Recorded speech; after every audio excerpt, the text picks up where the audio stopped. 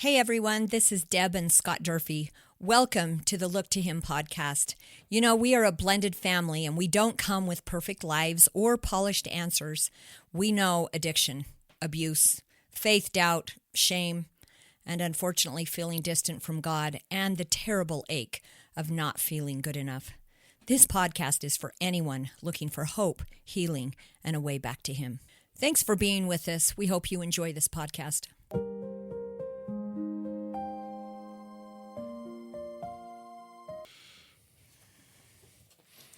Hey there, everybody. Welcome out to another episode of the Look to Him podcast. This is Scott Durfee, as always, joined by the beautiful Deborah Durfee. Always those adjectives. Hi, everyone. Hello, friends. You don't like my adjectives? I just think you should say Deb Durfee. Well, that doesn't adequately describe you, so I think Bless your heart. I think I'll just continue. You will.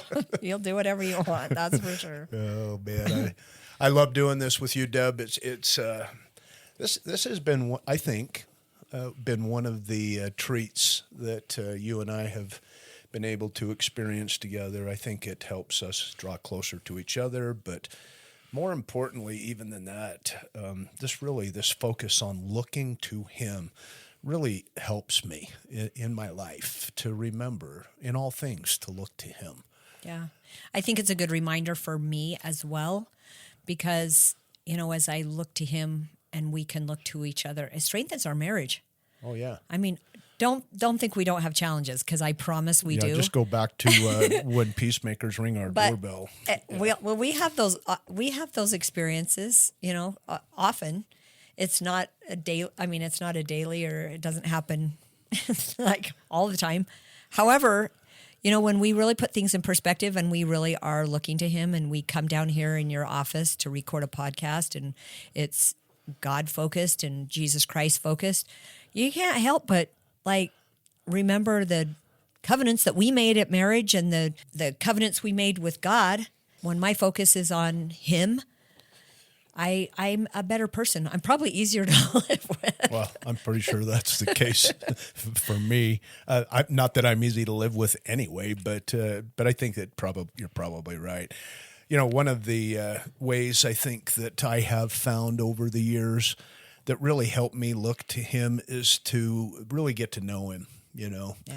I was having a really cool discussion with my mom and dad earlier today about getting to know Him and really loving Him and really trying to be like Him. And, you know, which one's more important, one over the other? No, you know. But my dad asked me a really important question. He said, so how do you get to know Him? And I think that that's something that a lot of us, maybe all of us by invitation, would be well suited for us to consider that. How do we really get to know Him?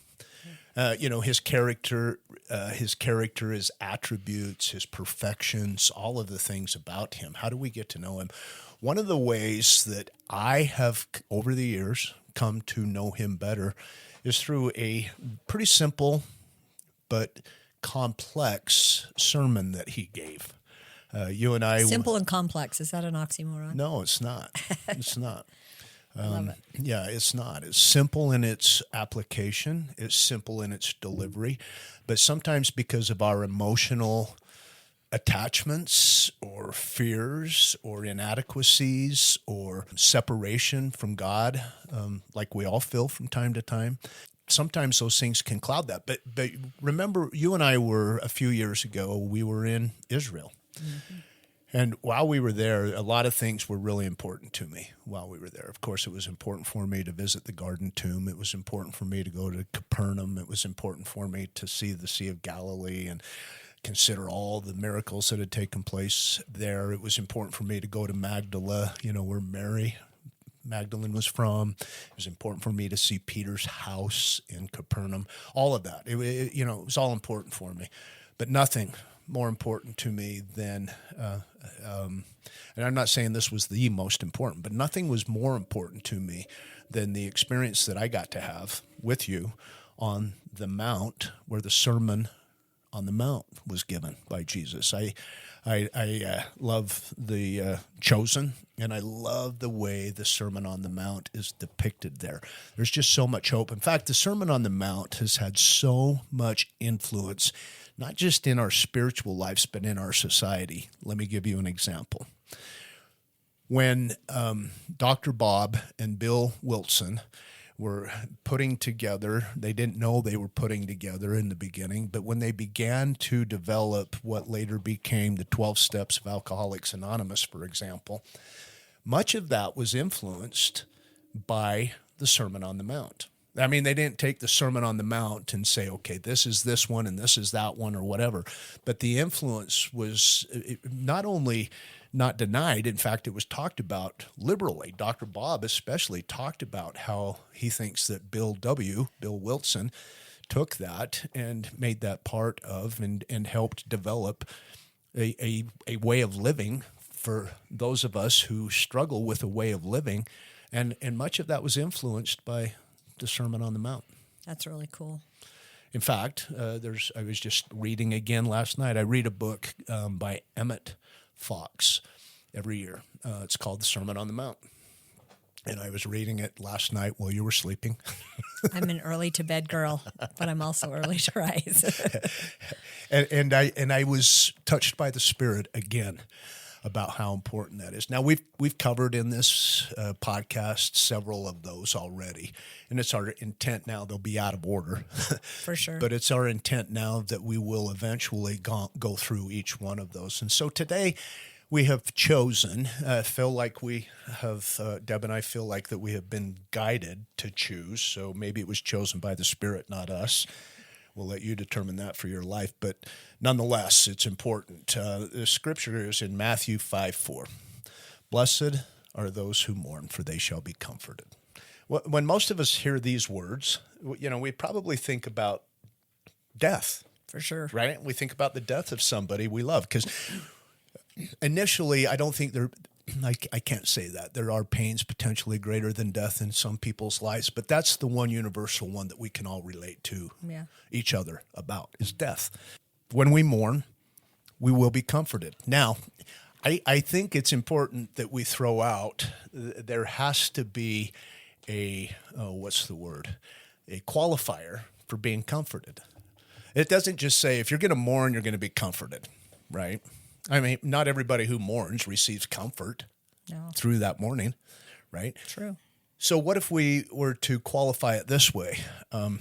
Blessed are those who mourn, who look to him, for they shall be comforted in looking to him. Right? Yeah. So it's not always about death, right? We know that there's a lot of losses that don't come with a funeral. So for example, what about mourning a marriage that didn't become what we had hoped it would be? Yeah. Have you experienced that? Yeah, absolutely. Me too. A couple of times. Yeah. Right. How about a relationship with a kid or a child that maybe has grown distant? Yeah. Currently, I thank God and knock on wood that that's not the situation that we are in. But we've been in that situation. Yeah, we felt that. We have felt the mourning of a child that has been distant more than once, more than one child. How about mourning our health or our independence, our innocence, our faith, or maybe just the person that we used to be or the person that we could have been. Yeah. So, today, Deb and I want to talk about a grief that we often carry without even calling it grief. This has been a really eye-opening experience for me to do a deep dive into this, because sometimes we think we're discouraged, angry, disappointed, or simply struggling, but underneath those feelings, we actually may be grieving.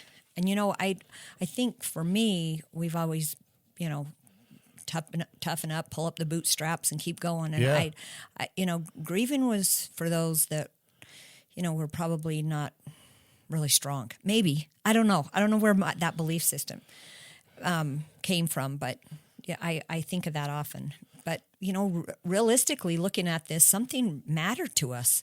Something changed. It's different than we hoped for. Something was lost. And because nobody died, we may feel as though we do not have permission to mourn it. maybe we deserved it. Maybe, it was just happens and you just got to pull up your bootstraps and keep going. Yeah. Kind of idea. Yeah. This has been a really eye-opening discussion. I mean, as we discussed before even we recorded it, there's some tender spots in me today. I love that. I don't. I love that. Jesus, he didn't say, blessed are those who mourn the losses that everybody else understands. Right? No. He didn't say that. What did he say? He said, blessed are those who mourn, for they shall be comforted. Yeah. For they shall be comforted.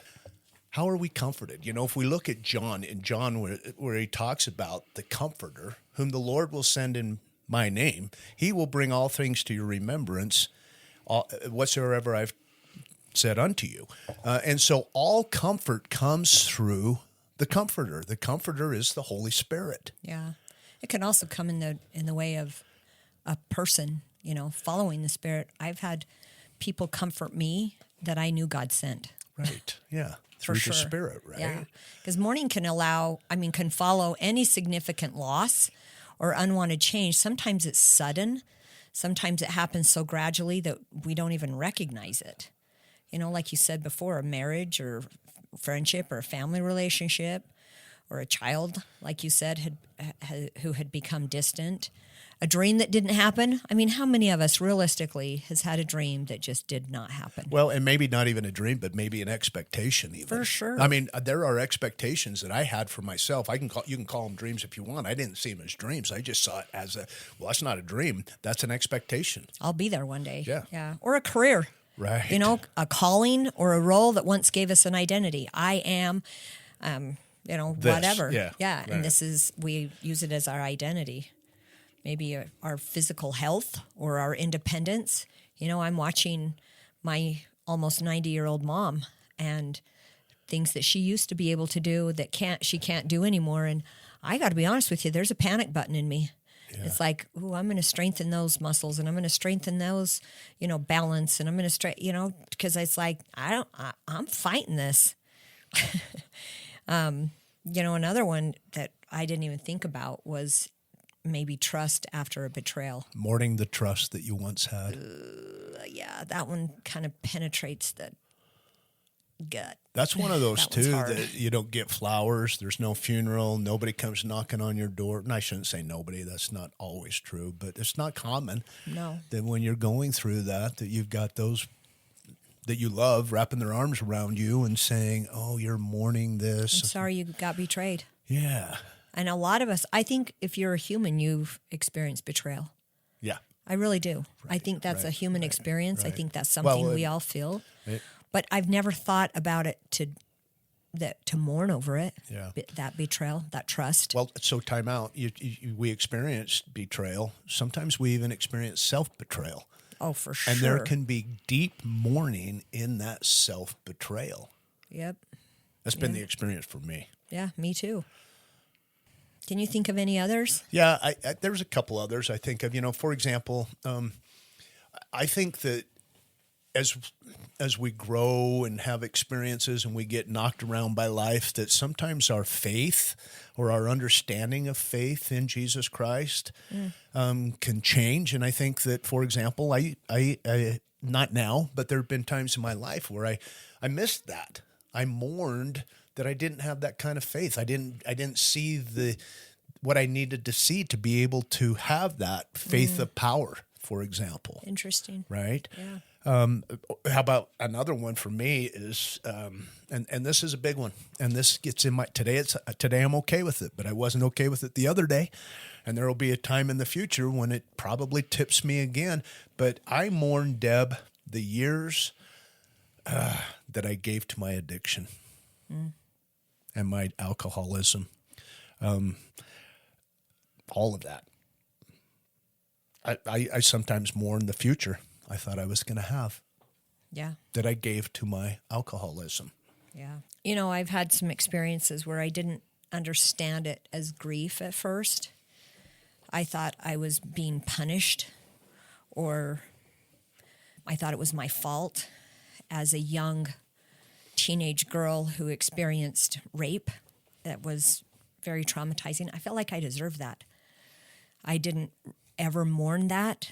I didn't look at it as grief. I looked at it as I deserved that.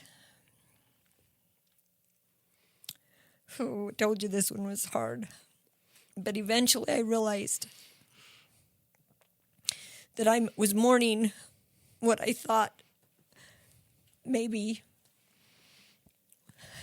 I just felt like maybe my virtue had been, not maybe, that my virtue had been taken.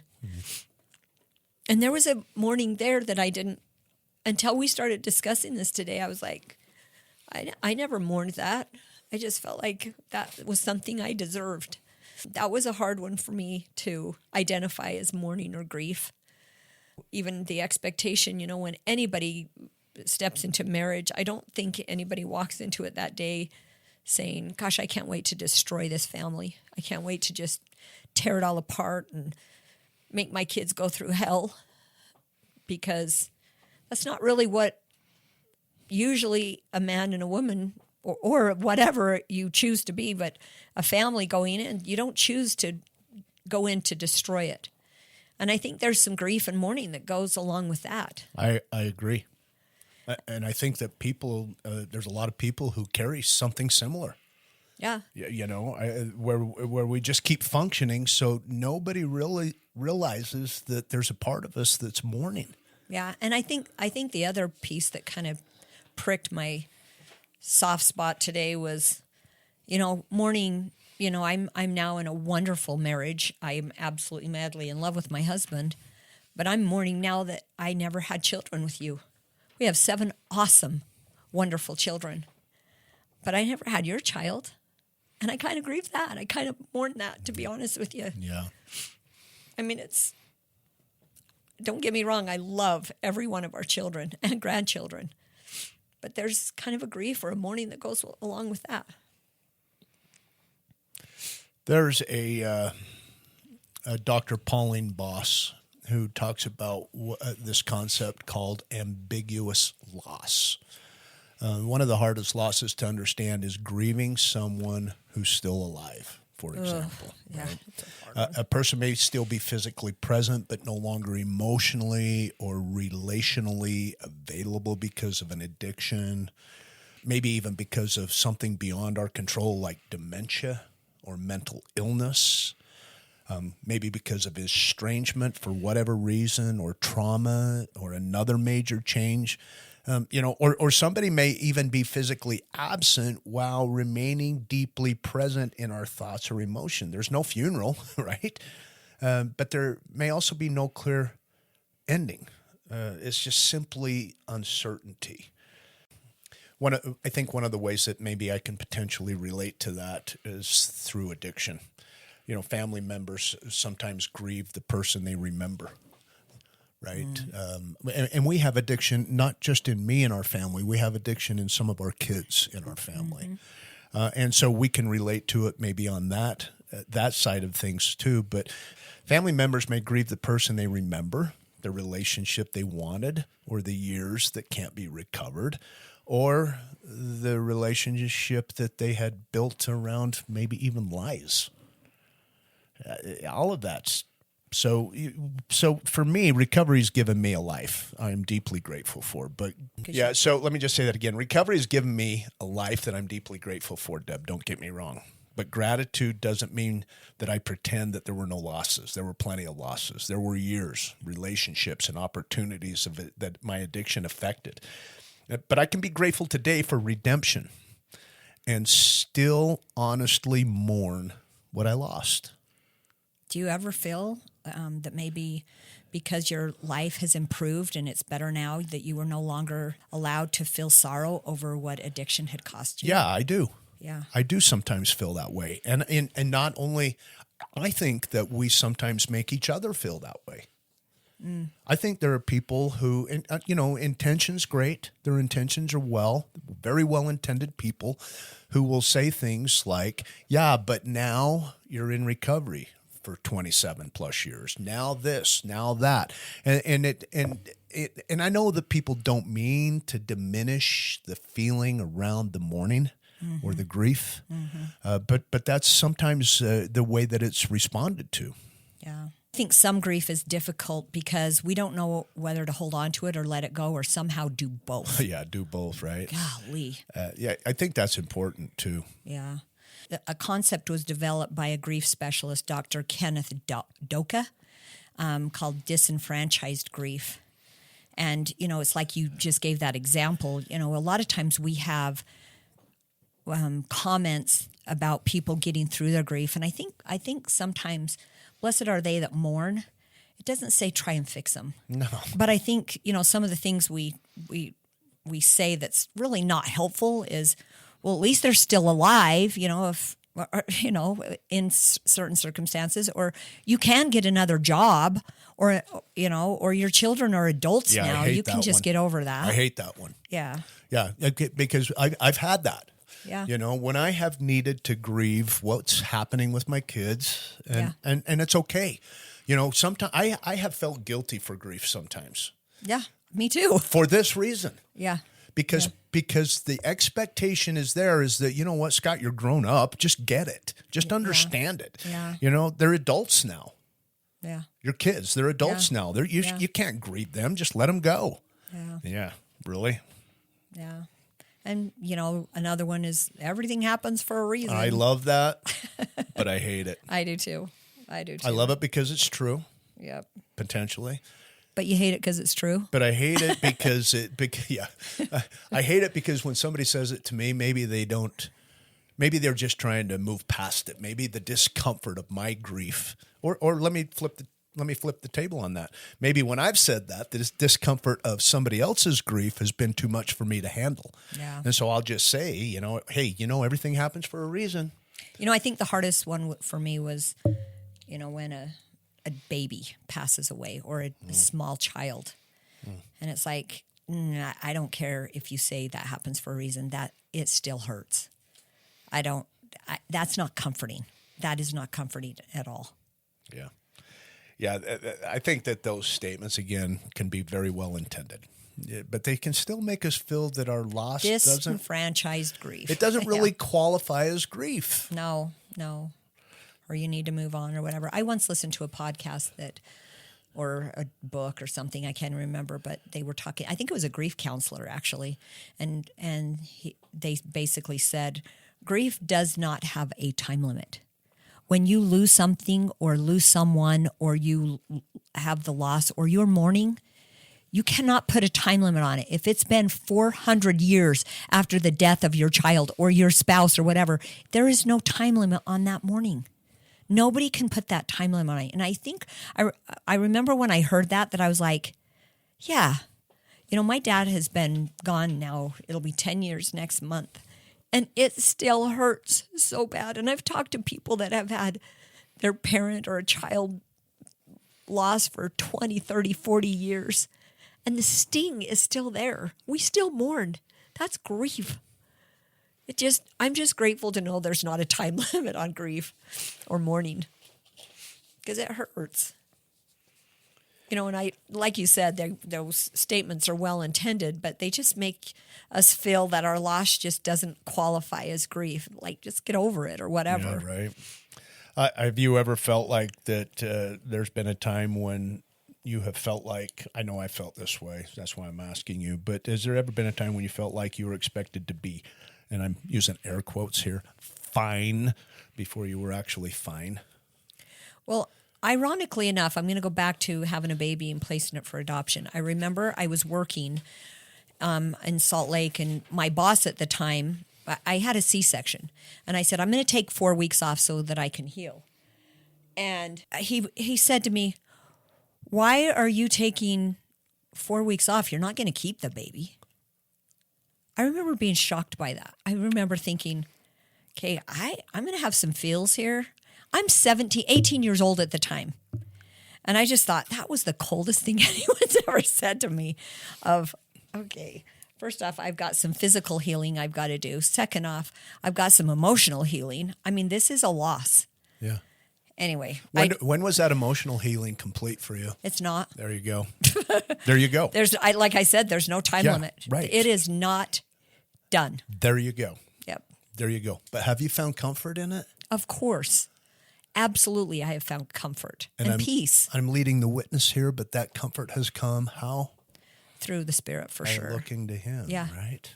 Definitely through the Spirit. Yeah, I think here's the thing: when grief's not acknowledged, right? When somebody doesn't acknowledge grief, that person not only carries the loss, but they also carry the loneliness of feeling absolutely misunderstood. And I think that's what you're talking about, and maybe even potentially guilty for feeling that grief or for mourning that. Yeah. Sometimes the person that we mourn can be ourselves, right? Yeah, that's so true. So I'm experiencing aging. Me too. I know I'm younger than many of our listeners, but I'm older than most of our listeners potentially. And, with that comes stuff. And I'm dealing with stuff, with physical stuff. And when I go to the gym, like we did this morning, I mourn the body I once had. Yeah, me and too. I'm not talking about the aesthetics of my body. Maybe a little bit I am. I bet you are. A little bit. But what I'm really talking about is the functionality of my body. Yeah. Right? It's different. It's different than it once was. Or the energy or the ability that I used to enjoy, This is a big one for me, Deb. One of my biggest mournings is, or griefs, same thing, is the parent that I intended to be. Yeah. And sometimes the spouse that I intend to be now. Sometimes I grieve that I just can't, or I just haven't been able to perform perfection in those areas. Well, I don't think we're going to get there. I get that. I get that. But because, so or the years we can't get back. Okay, but by so saying that, so what? My grief's not valid now? Yeah, true. True. You know what I mean? Yeah, absolutely. And we do that to each other. Yeah, we do. I just called you out. You did. You totally called me out. But that's what we do. And and it comes so naturally because you're right. However, that doesn't comfort my grief. Right. Or comfort your mourning. Yeah. Yeah. What about maybe the confidence we used to have? In certain areas. Yeah. Or the identity, in a former role. Mine is motherhood. When you said the parent that we intended to be, I wish I could go back and do a lot of things different in my parenting. And I feel like that's why we have grandkids now, so that we can do with our grandkids what we wanted to do with our kids. It's kind of a do-over thing for me. You know what I say about grandkids, right? They're a reward. They're Heavenly Father's way of apologizing for our children. Well, I will say this. Yesterday, I was able to go spend the day at a splash pad with them. Yeah, right. And there was a little child that come out inside of Grandma that played deputy and sheriff, and I got shot a lot by water guns. That's awesome. It was really, really, really fun. I love that. I love that. So here's the question then. Can we honor who we used to be without believing our best days are behind us? Can we honor that person that we used to be without believing that our best days are behind us? Now, I'm speaking physically, right? I don't mean our best days are behind us emotionally and all those other things. I'm still sticking with the physical realm here. Yeah. Yeah. I don't want to think that my best days are behind me. I want to think that they're ahead of me. I know, me too. I know. Me too. That's why I get frustrated when I can't bench press 325 pounds today. I can't either. Not that I've ever been able to, but you know what I mean. Right. Yeah. Yeah. Can we mourn an old identity while allowing God to show us who we are becoming, though? Yeah, because what if we're shutting off? I think of snakes, how they shut off their old skin and, slither into their new skins. Yeah. It's like maybe we're supposed to age this way. Maybe we're supposed to, becoming better, brighter, more wise when you're older and wiser too. What happens when the role that made us feel valuable is taken away? Again, like motherhood. Yeah. It's like, I'm not really a mom anymore. I remember my mom telling me one time, now that I know all the answers, I'm unemployed. Well, you're not. It's not that you're not a mom anymore. It's that the role around being a mom is different today than it was very then. Different. Yeah, I don't have little ones you that can never depend on me. take the fact that you're a mom away from you. True. But the way that shows up, or the way that we are expected, or in our own minds are expected to show up like a mom. Yeah. That changes. Yeah. And it can definitely be a sensitive spot for grieving and mourning. I loved how you said, though, mourning who we were doesn't mean rejecting who we are becoming. Right. I love that because, maybe just embrace the change. Yeah, and it's okay. Here's the thing. So sometimes when I mourn who I was and still embrace who I am becoming through him by looking to him, I feel guilty about mourning who I was or mourning that stuff in the past. Mourning who I was doesn't mean that I'm rejecting who I'm becoming, and it doesn't make it bad that I'm mourning who I was. It's helping me to understand that I live in a fallen world, right? Because of the fall of Adam and Eve, I'm going through what I go through physically, mentally, emotionally, etc. But that doesn't mean that I am rejecting who I am becoming through him. Right. And he's helping me to reconcile. It's okay to feel both at the same time. Yeah, yeah. Well, maybe comfort does not always mean getting the old life back. I mean, clearly we're aging and changing. Sometimes comfort is discovering that God is still present in the life we have right now. Yeah. Being in the right now is a gift. That's why they call it the present. I love that because sometimes I have to remember to just be in this moment, be in the now, and cherish the right now. I wish I could have told my younger self that, because I always wanted to grow up. I always wanted to be big. Yeah. Yeah. And now I'm like, no, I want to be little. But many of us have heard grief described as a series of stages that can make us think healing should happen in an orderly progression. Here's the first stage of grief. Here's the second stage of grief. There's been books actually written about that. I know, stages of grief. I know. And I still love the fact that grief does not have a timeline. But it rarely feels orderly. For me, it does not feel orderly at all. Grief? Yes. It doesn't. It does not. I've never thought of it that way. Yeah. What do you mean? Like, first you cry, then you mourn, then I don't know what the stages are, but it just has never felt, it's felt so sporadic for me. Because I remember a few years after my dad had passed, and I walked into a Costco, and I saw a canister of salted cashews, and I lost it. I seriously, like I am right now, I was like, those are my dad's favorite. And again, I'm giving you a live prime example of grief is just messy. It's just, there's nothing orderly to it. Because one day you feel peaceful and I wouldn't bring my dad back. He was in such pain and discomfort. His poor body had just been through hell and back.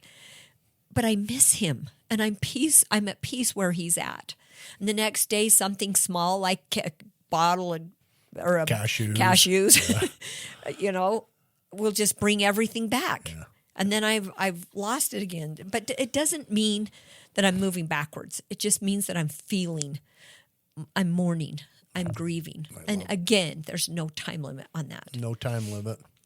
I read some research recently by Margaret Strobe and Hank Schut. They described grieving as moving between two experiences. I think just kind of what you described, right? For sure. Sometimes we turn toward the loss. We remember, we cry, we question, we feel what hurts. And then other times we turn towards rebuilding. We work, we laugh. I remember when your dad passed, and shortly after that, we laughed. For sure. We flooded the backfield, and we had played water fights and played in the irrigation like you used to when you were children. Yep. And so, you're moving back and forth in that grief between those two things. Healthy grieving, Deb, I think involves movement between both of those, right? Oh, for sure. Yeah, so. For sure. Feel it, taste it, talk about it, hear it. I think. But allow yourself to also, through him, feel comforted. Yeah, for sure. To be comforted. Because the guarantee of being, the blessed are those who mourn, for they shall be comforted. It's not a guarantee. It's looking to him that qualifies us for that comforting. Well, and having a good day doesn't mean that the loss no longer matters. True. I mean, it's still there. We had a guest on that had lost her son, and the grief, her entire life changed. Yeah. The grief that she felt and the mourning that she still feels. She lost her father too. Yeah. In a tragic way. Yeah. And having a painful day too also doesn't mean that the healing's failed.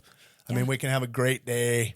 That doesn't mean that we're no longer that the loss doesn't matter anymore. We can have a bad day.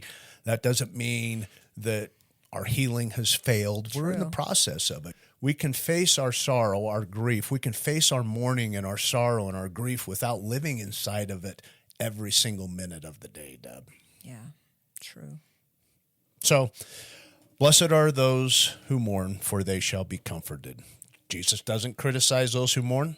He doesn't tell them they should move forward with faith. They should become more positive. They should grit their teeth. What was it that you said? Pull up their bootstraps. They should pull up their bootstraps or hurry through their sadness. He calls them blessed. And then I remember even his experience. Now, here's Jesus, right? Knows the beginning from the end and the end from the beginning. Yep. Here's God incarnate on earth. And he has a very good friend, a close friend. Some may argue one of his best friends in Lazarus. In Lazarus. And when Lazarus died in John 11:35, we read perhaps the shortest scripture in all of Scripture, and it simply says, Jesus wept. That has become one of my favorite scriptures, because when I hear, blessed are they that mourn, for they shall be comforted, because he wept with them. With Mary and Martha, he cried. He knew what that felt like. He felt their pain. Even though he knew what was going to happen next, he wept. Our God weeps. Yes, that matters so much to me. That really has literally become one of my favorite. But knowing there's hope does not eliminate the pain of what's happening in the right now. Didn't take away their pain. And Jesus didn't stand outside the human sorrow and try to explain it. He stepped in with them. He mourned with them. And I love the psalmist, where the psalmist in Psalm 34:18 says, the Lord is near to the brokenhearted. I have felt that. I know you have too. Yes, I know that's true. So maybe comfort's not always the explanation, right? So maybe then when we feel comfort, it's not because we can explain it away. Maybe it's not because we can reconcile it through earthly ways or matters or emotionally or any of those other ways, but maybe comfort is just having him near us. Absolutely. As we look to him, he draws near to us, right? Absolutely. Draw near to me and I will draw near unto you. Abide in me and I will abide in you. I mean, the invitation is just replete through Scripture. Well, and sometimes when we look to him, we're guided and directed so that we can be the way God delivers comfort to another person.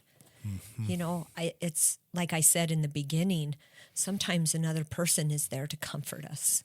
You know, and they're not necessarily there to fix us or correct my emotion and don't cry, it's okay. But and not explaining why the loss had to happen or why, but we just sit with them, or they just sit with us.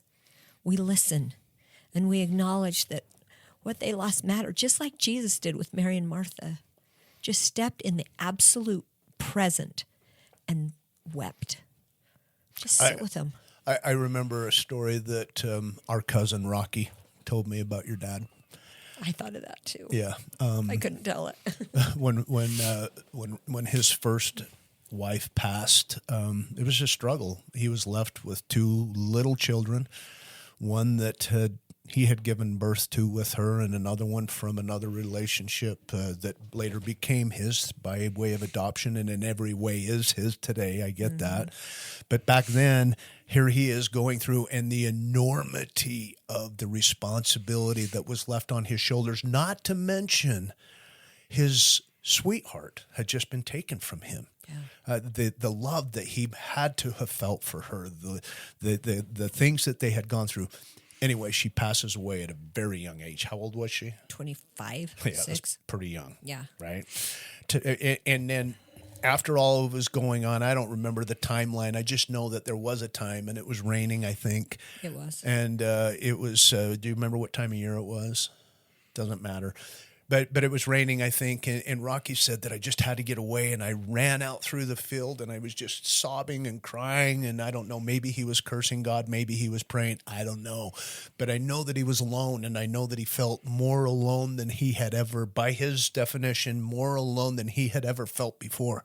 And he ran out to the corner of the property, which was some distance, and all of a sudden your dad's there by him. And he turns to your dad, and I don't remember exactly what he said, but it was something like, Ron, you don't need to be here. And your dad says, I know that. I'm just here. He said, neither do you. And that's, I think, all your dad said. Yep. He just stood there with him. He just held the space with him. It was as though Rocky had invited Heavenly Father and Jesus to be in that moment. And who showed up? One of us. And that's what you're talking about, sweetheart. That's when God calls us to stand with those who mourn. You know, when we think of, I think it's, I can't remember where it is, but in Scripture it talks about that this is true religion. It's probably in James, to mourn with those that mourn, right? And that's what your dad was doing, and that's what you're talking about here. So sometimes God comforts us, and then our own wounds can become a place from which we offer compassion to others. Yeah. Not because the loss was good, but because God can bring something loving and meaningful through us after what we go through. So comfort, doesn't always remove the loss. Sometimes comfort means we no longer carry it alone. We know that if we invite Jesus into our loss, that he will be there. But oftentimes that coming into our loss is through other people. Yeah. I recently listened to a talk that they mentioned we can do hard things with Jesus, or we can do hard things alone. But when we do hard things with Jesus, he makes our heart holy, holy, and he sanctifies it. I love that because he does comfort those that mourn. God, I'm weepy today. We want to invite you, our listeners, our friends, to name what you're mourning. This has been a really kind of a holy experience for me because I didn't identify a lot of this as mourning or grief. I just thought I deserved some of this. So maybe just invite you to kind of take your own personal inventory and maybe what are you mourning or grieving? Not what you think you should be grieving, not what other people would consider serious enough, but what have you actually lost? Like what are you mourning? A relationship, a dream, your health, your trust, your sense of belonging, maybe a version of yourself, a future maybe that you expected, and give yourself permission. I'm going to do this too. Give ourselves permission to tell the truth about it. Just get gut level honest. And then bring that truth to Jesus. You don't need to make it sound faithful. You don't need to explain it perfectly. You don't need to compare your pain with somebody else's. You can simply say, Lord, this mattered to me, and it still hurts. Can you please meet me here? Yeah. When someone else tells you what they're mourning, resist the urge to fix it like I just did with Scott. But just pause and listen. And be with them like my dad was with Rocky. Acknowledge them and mourn with them. Blessed are those who mourn, for they shall be comforted. Not blessed are those who pretend nothing hurts. Not blessed are those who quickly get over it. But blessed are those who mourn. Because when we're willing to name what hurts, we create space to receive the comfort of Jesus Christ, Deb. Yeah. So, friends, whatever we're mourning today, you don't have to carry it alone. Come as you are and look to him. We love you. We look forward to being with you again next week. And until then, remember, in all things, look to him. Have a great week.